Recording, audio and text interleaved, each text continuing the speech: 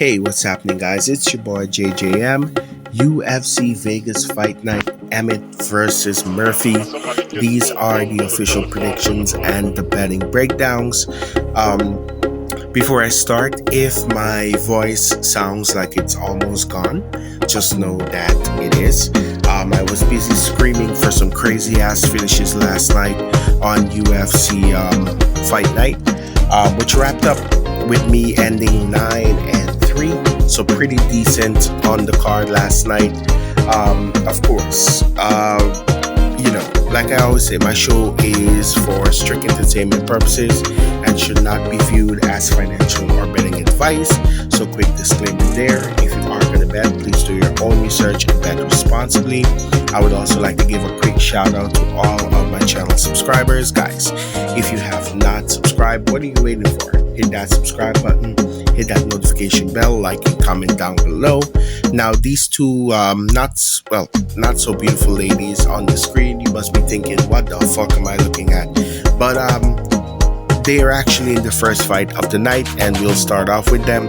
We have Luma Lumbuke versus Estela Nunes. I'm picking Lumbuke, and I'll tell you why. Estela Nunes is not good. 4-fight loss streak. Last time out, got roughed up by Victoria Dudakova, who turned out to be trash. Broke her fucking elbow in the first round. It was horrible. And Lumbuke, say what you want, she beat Bruna Brazil, which is impressive as fuck.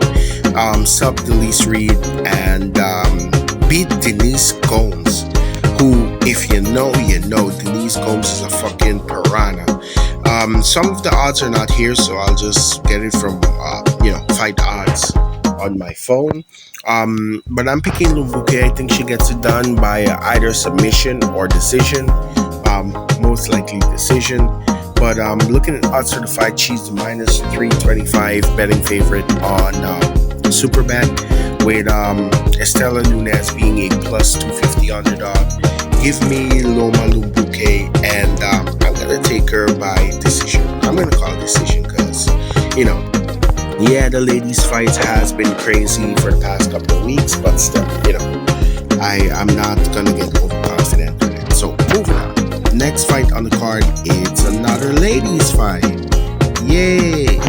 We have Vanessa Demopoulos versus Talita Alencar. I'm picking Vanessa Demopoulos. D-Mop is going to fuck her up. I think she can get a sub, or she can get a knockout because she can crack. She lost to Jacqueline Amorim last time out, and I picked her in that fight. Wait, I don't think this updated? Yeah, it is. Yeah, she lost to Jacqueline Amorim. She got sub, right? And Amorim was playing dirty, holding on to the inside of the ground, whatever. But she beat Ducati, and they called it a split. Yeah. Last time, Stephanie Luciano just fucked up Alencar, like pretty bad, and we saw the level that Stephanie Luciano is this past 2 weeks. I believe it was 2 weeks ago when she got brutally fucked up. So yeah, there's that. But I think D-Mop, she's a way better striker, way better wrestler of the two. Let me not spend too long on it. Outside the fight, she is the minus 225 favorite, with Alencar being the plus 250 underdog. Give me D-Mop. I think she's going to mop the floor with Alencar. Vanessa Demopoulos by decision is the official call. Next fight on the card, we have Victor Henry versus Pedro Falcao. I'm picking Pedro Falcao to get it. Falcao, yeah. He debuted against Victor Hugo, and it was competitive. Victor won because Victor is just a good talent. But I don't think Victor Henry is that good anymore. Last time I got subbed by Charles Jourdain. Let me say this again. He got subbed by Charles Jourdain. He got subbed by a boxer. What the fuck? Pedro Pascal Pedro Falcao. Why am I thinking him as Pascal? Whatever. Yeah, he's a very good boxer, clean kickboxing, man. Good power, nasty leg kicks. Henry's gonna look to wrestle. Falcao is gonna have good takedown defense, and I say he can put Henry out. Henry, not that good, not that good. He was touted as a prospect, but boy, did they overreach with that. Give me Falcao. I say he gets it done by KO TKO.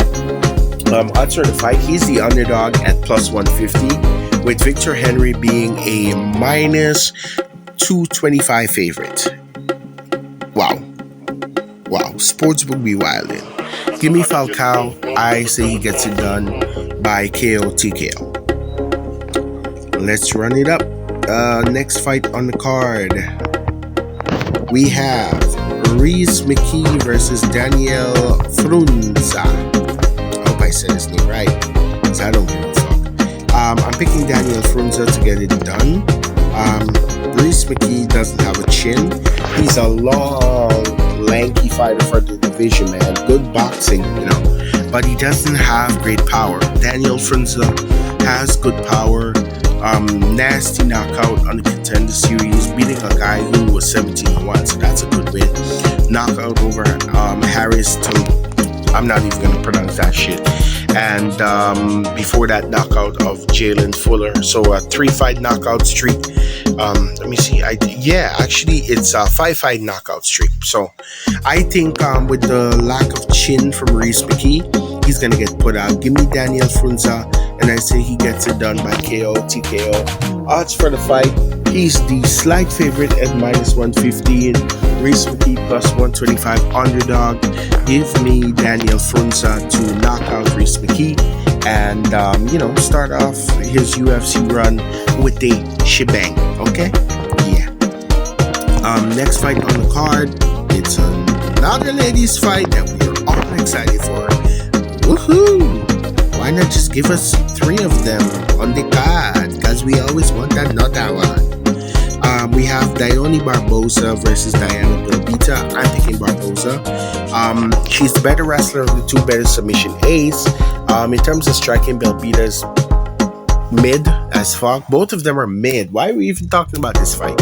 But I just think Barboza is better all around, and I say she's going to go for takedowns. Belbita can wrestle too, but it is what it is, and then it's a ladies fight, and the most liable to be boring. This is bullshit. But yeah, give me Barboza. What the fuck? Dione Barboza, and I say she gets it done by decision. Odds for the fight, she's the ever so slight favorite at minus 105, with Belbita being a plus 115 underdog. Yeah, give me Barboza. I think she can get it done by sub, but the official call is going to be decision. Let's run it up to fights that actually fucking matter. Next fight on the card, we have Davy Grant versus Daniel Willie Cat Santos. I'm picking Willie Cat to beat Davy Grant, and I'll tell you why. Davy Grant is a fucking savage. Last time out, beat the fuck out of Raymond Tavares, right? Before that, lost to Daniel Marcos, which was a close decision. Marcos is fighting Montel Jackson in a couple of weeks, and I like Montel Jackson. I like Daniel Marcos, but I don't know, man. I'm leaning towards Montel, but that's for a later date. We'll cross that bridge when we get there. On the other side, Willie Cat, nice 2-fight win streak, but he's been out for almost 2 years. Beat the fuck out of Johnny Munoz and got him out of the UFC. Beat John Dom Castaneda, knocked him out. Willie Cat, he has had some injuries rather. Coming back after a near 2-year layoff. I think he's been training, well rested, well recovered, and I say he can be the Davy Grant. Official call will be decision, because Willie Cat has good sub, but here's the thing, right? Davy Grant is dangerous on the ground. He has great subs, so I think on the feet is where this one is going to play out, and Willie Cat is going to touch him up, kick the legs, nice straights, and I say Willie Cat is going to get it done. A lot of people are on Davy Grant because he's looked like a savage. He is the favorite at minus 130, with Willie Cat being a plus 112 underdog. I will attack the underdog with money line. Give me Daniel Santos. I say he gets it done by decision in a fight that a lot of people don't think he's gonna win. Let's run it up. Next fight on the card, we have Luis Gruelle versus Ode Osborne. I'm picking Luis Gruelle. Oh, fuck. I spent all day researching this guy's name and how to say it, and I still got it wrong. This is a sink or swim for him. As you guys can see, another contender alumni. Nick Paccinini, he beat by split decision, which is not a good look. He does have good subs because he subbed Jacob Silva, decision against Alberto Trujillo. You know, they have some decent record. Look at that, 12-4 guy, and of course a 7-2, decent records. Ode Osborne on the 3-fight losing streak. Last time out, he lost to Ronaldo Rodriguez, and last night we found out Rodriguez was a lazy boy. Is indeed that. He's fucking lazy. All he knows to do is to get punched in the fucking face and drop. But you know, yeah, I think Gruelle has good wrestling, has good submissions, not lazy on the feet as well. But Ode is a good wrestler in his own right, good submissions, nasty on the feet as well. So can Ode win? Yes, but I just think that Luis Gruelle can get it, right? Plus Ode on the 4-fight losing streak, looking to snap that. So it's dangerous picking against him, but I just think the new prospect is going to get past him, and you know, we're going to go from there.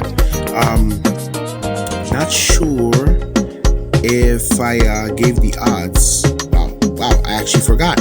All right, let me look it back, because these things forever keep changing. But Gruelle, he is the slight favorite at minus 125. Ode Osborne at plus 136. Give me Gruelle, and give me by official call will be decision or submission. But decision. Yeah, because Ode is going to be hard to get out of there. Alright, let's go. Next fight on the card, we have Robert Valentin versus Torres Fini. I'm picking Torres Fini. Robert Valentin didn't fight for my money last time out. He got fucked up by Ryan Long, who is fighting in a couple of weeks. I'm not going to tell you who he's fighting, but I'm picking against him in a couple of weeks if that fight is still on. Yeah, I'm picking Torres Fini here. Torres Fini has been a monster. He needed 2 crack to get into the contender series, because the first one, unanimous decision, Dana was like, nah, I'm not impressed by that. And then he went and get a fucking savage knockout in the next chance that Dana gave him. He is a very decent prospect. I think he can definitely make waves in the division. I'm picking him to get it done. Another short, stocky, strong built middleweight that looks like he belongs at heavyweight. The only thing is his height. But I think Torres Fini can get it done. I say he gets it done by KO. The reason being, Valentin has good submissions, but he likes to brawl on the feet, and I think that's going to be detrimental to him. Give me Torres Fini, give me by KO TKO. Odds of the fight, he is the favorite at minus 225, with Valentin being a plus 170 underdog. Give me Torres Fini, and I say he breaks through in his first fight via KO TKO. Alright, let's run it up. Next fight on the card, we have Battle of the Unks, as middleweights, 2 top OGs square off against each other. We have Gerald Mearshart versus Brad Tavares. I'm picking GM3 all the way. GM3 was on a crazy win streak, a 2-fight win streak, before he ran into Rainier de Ridder, which I called Rainier to beat him by sub. Tavares got knocked out by Robocop, and then Jung Young Park, a split decision, which I didn't think was a split. But GM3 is the call by submission. Brad Tavares cannot stop the takedown. Brad Tavares has good takedown. Well, he had. I don't know about now. But I can see GM3 taking him down.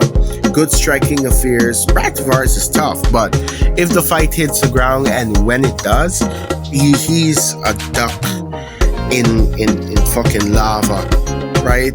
Because excuse me, because I think GM3 is gonna get it done by sub. Looking at odds for the fight, GM3 is the underdog at plus 195. With Tavares being a minus 250 favorite, give me the underdog, give me GM3. You know, I know my luck might run out with him because I've been picking him as an underdog a lot, but I just think he's gonna get the sub. Let's run it up. Next fight on the card, heavyweight Kennedy Nzechukwu versus Martin Buday. I'm picking Kennedy Nzechukwu to beat the fuck out of Martin Buday. Nzechukwu has moved into his natural heavyweight status, right? He will thrive at heavyweight. He's gonna be in the top 10, and here's why: athleticism and skill. He's coming up from light heavyweight with the light man skill. Good kickboxing, mat power. Now he has more weight on him to hit with set power, and he's gonna be faster than most heavyweights. But he's gonna struggle in like the top 8. Those guys up there are killers, let's face it. He's not beating Gane, he's not beating Almeida, not beating Pavlovich, but he's gonna at least revive his career and get some wins and some decent money. But I'm picking him here to knock out Martin Buday, one of the blobs. He's just better everywhere: better kickboxing, better clinch game, taller fighter. Martin Buday is gonna struggle to cover distance, and I say Nzechukwu is gonna knock him out. Looking at odds for the fight, Nzechukwu is the favorite at minus 295, with Buday being the plus 230 underdog. Give me Kennedy Nzechukwu, man. I just think he gets it done by KO TKO. Next fight on the card, we have Cortavius Romeos versus Chang Ho Lee. I'm picking Chang Ho Lee. Romeos is trash, bro. Last time he got fucked up, and Chang Ho Lee beat A Long Zhao, who is looking very, very polished right now. Before that knocked out, I'm not even gonna attempt that, but he got knocked out. And he's a road to UFC guy. A lot of people are doubting him, saying he's not that good. I actually picked him against Long Zhao, and he proved me right. And I think that Chang Ho Lee is gonna beat up Romeos or even knock him out, because Romeos is timid, he's shy, he's afraid, he's just a bitch, bro. I just think that Chang Ho Lee, better wrestling, stronger guy, better kickboxing, mat power on the feet. He's gonna beat up Romeos and can even get the finish. So official call will be KO TKO. Odds for the fight, he is the favorite at minus 165. Romeos being a plus 135 underdog. Give me Chang Ho Lee, and I say he gets it done by KO TKO. Let's run it up. Next fight on the card, it's the co-main event of the evening. Hey, we're at the co-main event already. What do you believe? Won't you believe it? We have Joanderson Brito versus Pat Sabatini. The pick is Joanderson Brito, man. Let me break this down as simple as possible. Pat Sabatini cannot strike to save his fucking life. On the ground, he's a BJJ wizard. I understand that. But here's the kicker. Joanderson Brito is a fucking dog on the feet. He's gonna beat up Pat Sabatini, and on the ground, he is a fucking wizard. I think he's even better than Pat Sabatini, and you can quote me on that. And if you think, I'm wrong, you can go fuck yourself. But Joanderson Brito, maestro on the ground, maestro on the feet, maestro in the clinch. He's even maestro at fucking up William Gomis and, losing by robbery decision in France. What the fuck? But I think Joanderson Brito is going to get it done by KO TKO. Pat Sabatini quits on himself. Doesn't have a good chin. Diego Lopez knocked him out brutally. He got a win against Jonathan Pierce. Spoiler, Joanderson Brito choked out Jonathan Pierce as well. So, nothing special. Odds for the fight, Joanderson Brito is the favorite at minus 250. Pat Sabatini plus 195 underdog. Give me Joanderson Brito to get it done by KO TKO. let's run it up. Next fight on the card is the main event of the evening. We have Josh Emmett. Everyone loves. I'm pretty sure they just look back at Josh Emmett's highlights to watch him knock Bryce Mitchell the fuck out, because Bryce Mitchell is an asshole, and I think he's gonna get slapped in a couple of weeks by John Silva. But I literally just was watching that fight where he was trembling like a fucking car engine, fucking V8 in there, my boy. Yeah, but I'm not picking Josh Emmett here. I'm picking Leron Murphy. I think the miracle, if you don't know how he got the name, he was shot in the fucking head in London, one of the roughest fucking parts, shot in the head. It missed all of his vitals, and he survived, and that's why he was called, or he is called, the miracle. I just think Leron Murphy is the better kickboxer of the two. Josh Emmett has the power, and Leron Murphy last time out got cracked by 50K, and if 50K can crack you, Josh Emmett can send you to the shadow realm, my boy. So I know it's dangerous. Josh Emmett's power is just second to none, bro. Look what he did to Bryce Mitchell. Thank God. I think Josh Emmett is gonna have good boxing exchanges, but for Leron to win this fight and not get caught, which that's the whole alternative or the whole method, which that's why I'm picking him by decision. He's gonna have to stay away from that power, because if Josh Emmett lands like 50K did, this fight is done. Leron Murphy's out, right? And I really do think that Leron Murphy is gonna land some good leg kicks. He has the wrestling in his back pocket, good submission game, decent, but I think he's gonna pitter-patter his way to a decision. Looking at odds for the fight, he's the favorite at minus 265, with Josh Emmett being a plus 205 underdog. Give me Leron Murphy, and official call will be by decision. So there you have it, guys. Those are my official picks for UFC Fight Night, Josh Emmett versus Leron Murphy. Let me know what you guys think about my picks in the comment section down below. And of course, if you watch the channel, like the video, subscribe to the channel, click that notification bell, and comment down below. And of course, this is your boy saying, I'm out. Peace. Hey guys, this is your boy JJM from the MMA Breakdowns channel. If you like the channel, subscribe, hit that notification bell, comment down below, and join the MMA Breakdowns channel army. And this is your boy saying, peace.